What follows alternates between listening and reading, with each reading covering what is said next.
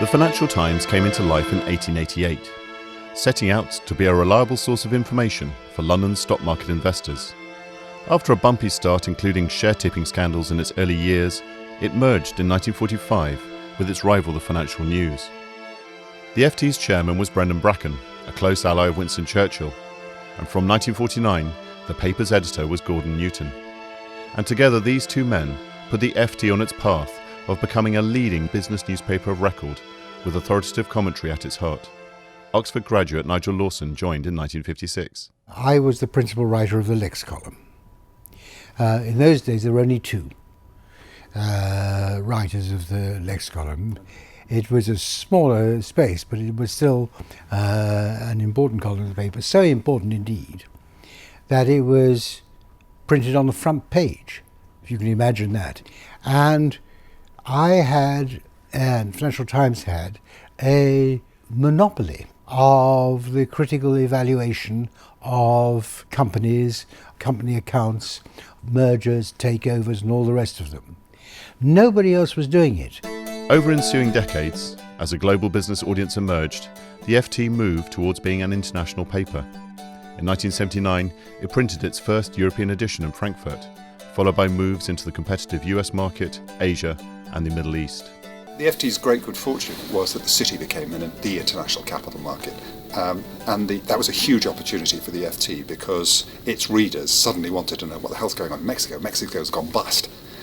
So we had to have a correspondent in Mexico, and Japan was suddenly so we had to have people there. So we woke up one day and we found we had the biggest and best network of foreign correspondents of any European paper by far, and actually only the New York Times was anywhere near us. And on the back of that, we felt you could build an international edition that would be valuable. Foreign editor JDF Jones was key to expanding this network of FT correspondents who covered the defining stories of the 80s and 90s, the collapse of communism, globalization and the rise of the internet.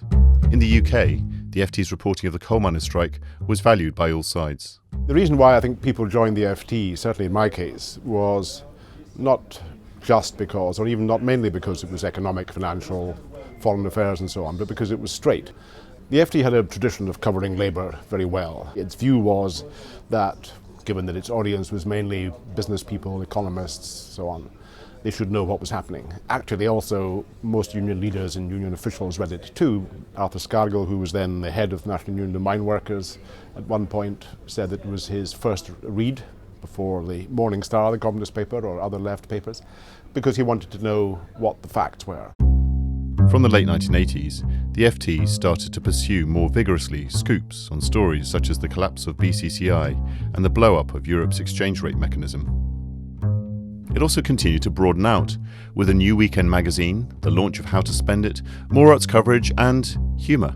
This was going back nearly 20 years. I started writing a Monday column, which was really poking fun at sort of managers and how they spoke. And at first it went down like a bucket of cold puke. Not only the readers were shocked and horrified, but many of my colleagues just sort of thought that, this wasn't what the FT was for. And then subsequently I did a column about a fictional manager, sort of an FT's answer to Bridget Jones. He was called Martin Lukes, and then again, that went down very badly initially too, that this was just sort of cheapening the FT brand. But I'm happy to say that in the end, readers liked it so much he had to be brought out of prison, and now they want him back from behind the grave. In 1995, the FT entered the new digital age with the launch of FT.com, charging for access from 2002 and changing this to a meter model 5 years later. The biggest challenge that I faced as editor was to help to establish a credible, sustainable business model, and that meant charging for content. We also had to believe in ourselves, to believe that we really were a global news organisation with a global perspective, and guess what? Within a couple of years we had the global financial crisis, and that played into all our strengths. And those strengths continue to rest on the original values of the Financial Times, aiming now to join the dots of the global story for a digital audience through text, graphics, video, social media and blogs like the innovative Alphaville. The Financial Times finds itself, like many other established news organisations, in the middle of the digital revolution, which is transforming how we deliver our news and commentary to readers around the world. We've been in that revolution for the last decade and will be in it for another decade. And the challenge is to provide great journalism both in print and online.